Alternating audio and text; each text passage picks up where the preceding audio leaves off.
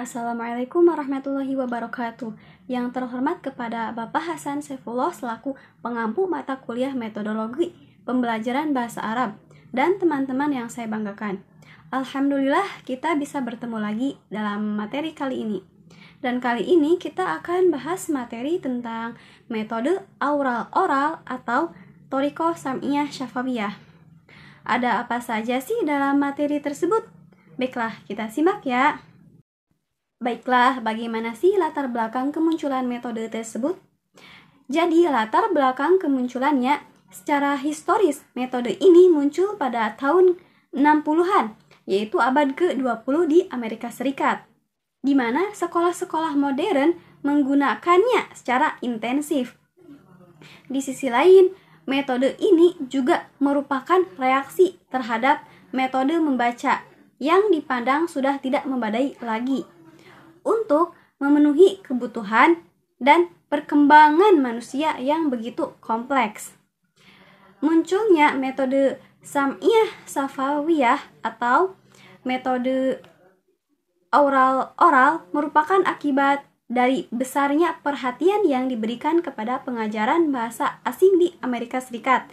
Sampai akhir tahun 1950-an, perlunya suatu perubahan radikal dan pemikiran kembali metodologi pengajaran bahasa asing yang kebanyakan masih ada kaitannya dengan reading metode. Justru didorong oleh peluncuran satelit Rusia yang pertama tahun 1957. Lalu bagaimana landasan teori metode Sam'iyah Syafawiyah? Metode Sam'iyah Syafawiyah adalah cara teratur yang digunakan untuk melaksanakan pembelajaran bahasa Arab agar tercapai sesuai dengan yang dikehendaki, dengan cara mendengarkan dan berbicara.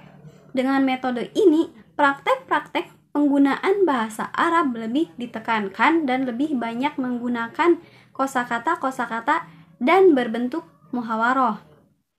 Fokus kajian metode aural-oral ini adalah 4 keterampilan berbahasa, yaitu bagaimana mendengar, berbicara, membaca, dan menulis. Maka metode ini berangkat dari sebuah asumsi dasar bahwa bahasa yang pertama adalah ujaran.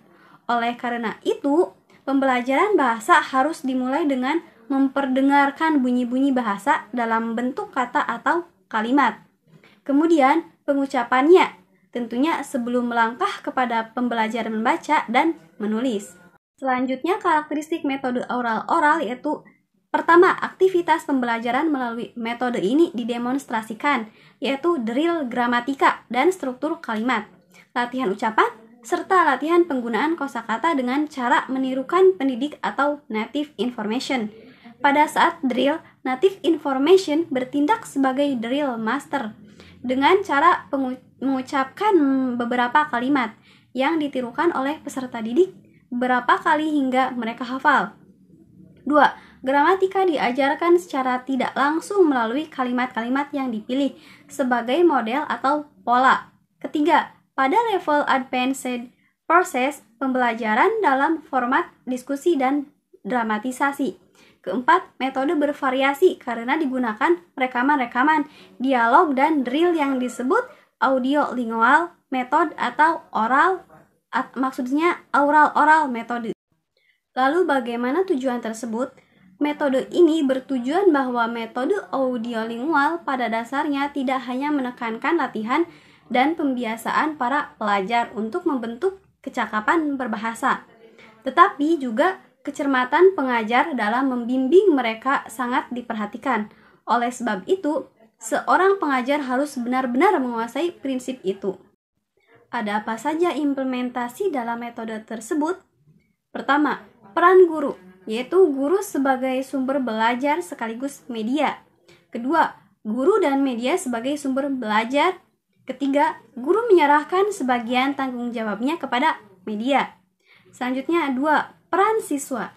Siswa harus bisa memahami dan menghafalkan materi yang disampaikan oleh guru sebaik mungkin, yang mengacu pada buku teks mereka, melanjutkan dengan membaca, menulis atau kegiatan pendalaman kosakata berdasarkan pada video atau dialog yang diperkenalkan. menjadi terampil dalam membuat pola-pola kalimat yang sudah dilakukan. 3. Peran bahan ajar. Materi ini bergantung sepenuhnya pada materi pendidikan yang ditentukan dalam kurikulum, menunjukkan bahwa bahan yang dipilih sesuai aturan tertentu, yaitu kosakata, frasa, dan elemen lainnya. Seperti pertama, dasar pembahasan adalah percakapan, sedangkan tulisan adalah bagian dari percakapan. 2. Cara yang tepat mengajari bahasa asing adalah membentuk kebiasaan berbahasa. 3. Materi yang dipelajari harus bahasa asing atau bahasa tujuan. Dan yang keempat, yaitu langkah-langkah metode tersebut.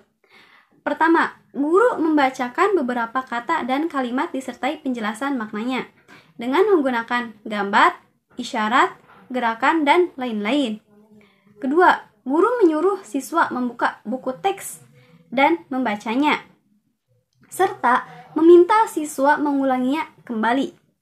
Ketiga, siswa mengulangi kalimat dan jumlah secara bersama-sama. Kelas dibagi 2 atau 3 kelompok. Setiap kelompok diminta untuk mengulangi. Keempat, setelah siswa memahami kata dan kalimat, guru menampilkan teks sederhana dan menyuruh siswa membaca dalam hati. Dan yang kelima, guru mengajukan pertanyaan sesuai dengan bahan bacaan, sehingga dapat diketahui dengan mudah tingkat pemahamannya. Dan yang terakhir, 5. Evaluasi. Metode ini sangat mengatur program, kurikulum, dan penutur silabus bahasa Arab kepada penutur bahasa lain. Karena sebagai kurikulum pengajaran bahasa Arab dan kursus pertamanya yang dikembangkan oleh metode ini, dan mereka yang bertanggung jawab atas program dan lembaga pengajaran bahasa Arab tidak dapat mengubah kenyataan ini. Jadi itulah pemaparan materi dari saya tentang metode oral atau Thoriqah Sam'iyah Shafawiyah dalam pembelajaran bahasa Arab. Semoga dapat dipahami ya. Baiklah, kurang lebihnya mohon maaf. Terima kasih telah menyimak. Wassalamualaikum warahmatullahi wabarakatuh.